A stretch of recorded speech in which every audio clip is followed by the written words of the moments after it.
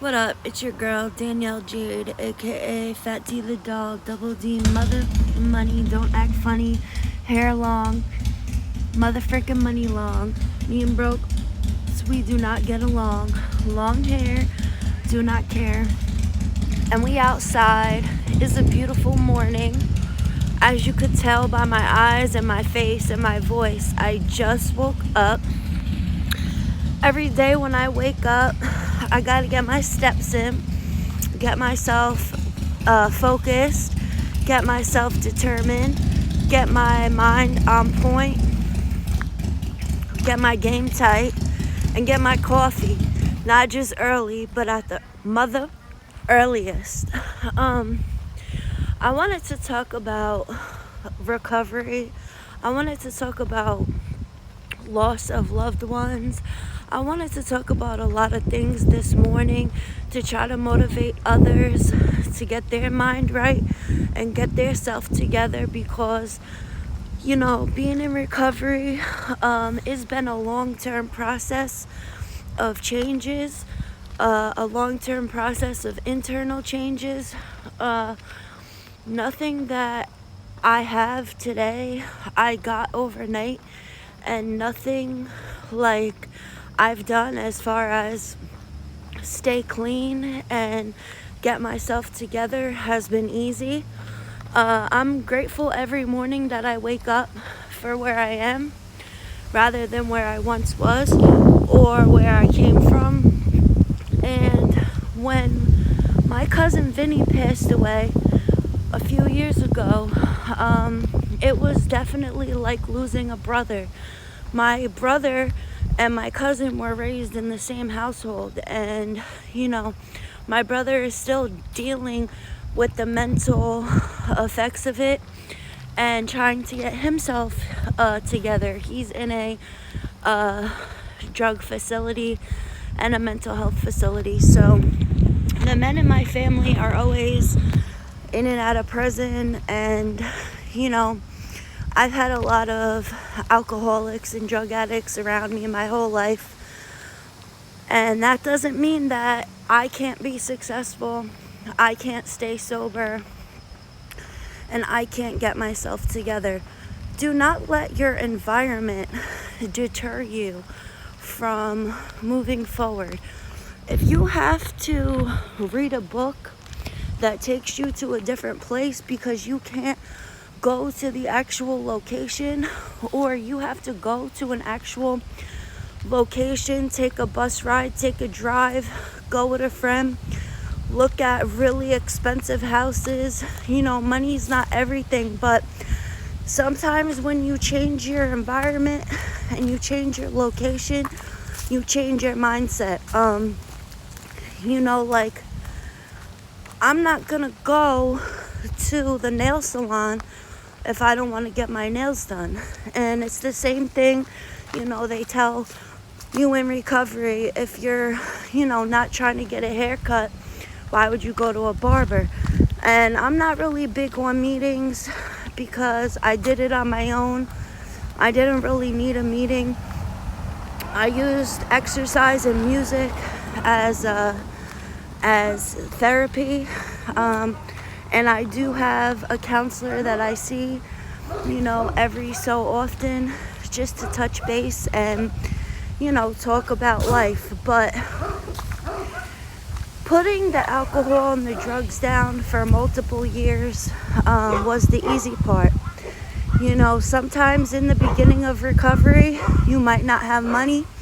You might be buying groceries with change, You might be walking, taking buses, working minimum wage or dead-end jobs because having a record.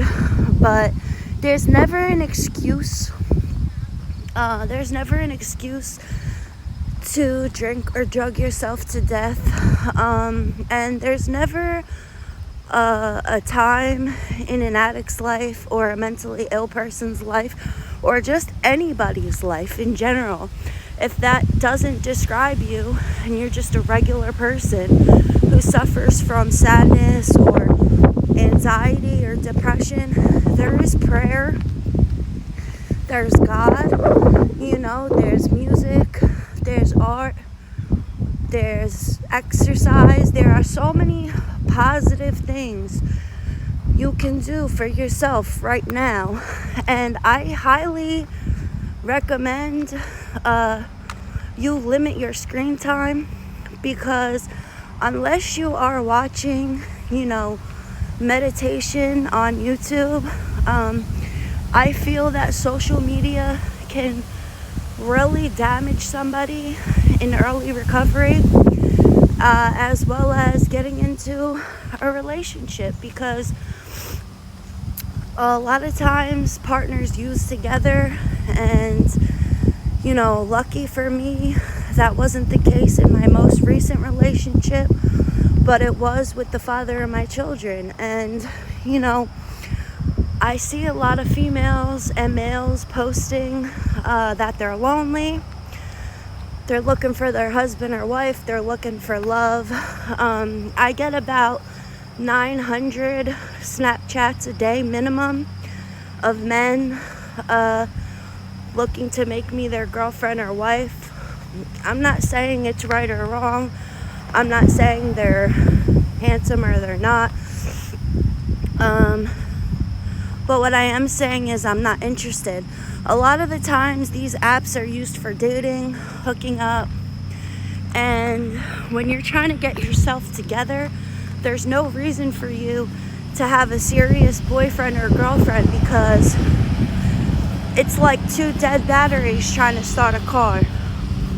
If you don't have yourself together, what can you really truly offer another human being but chaos, drama, annoyance, humility, and low vibrations? A lot of people on TikTok and a lot of people on social media are hateful, hurtful, spiteful, negative, untrustworthy, and they don't have many friends in real life, which is why they're trying to get strangers to idolize them. I have my YouTube channel to spread love, spread light, spread positivity, spread hope, talk about recovery, talk about what it was like for me to get to where I'm at and where I came from. And I don't always talk about the bad things because I like to keep it positive, but I've had a long, rough life, and a lot of people mistake me for a younger age because of my voice. But like I always tell you guys, I have 3 children. My oldest son is at Rider with a 4.0 GPA. He's 18. I had him in high school. I graduated high school. I got straight A's my first semester at college. I have an IQ of 140. I've been waitressing for 19 years. I started bartending a month ago. And I'm very successful on other platforms outside of TikTok. I make good money. Just bartending and waitressing alone, I make $52 cash an hour. I've done money counts for y'all.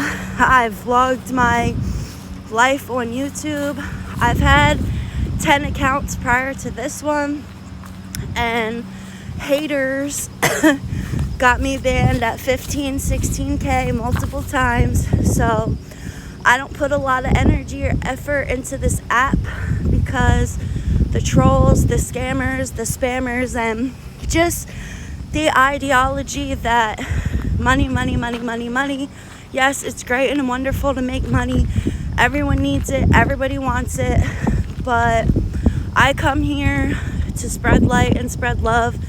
And, the app has changed tremendously. So catch me on YouTube or hit me.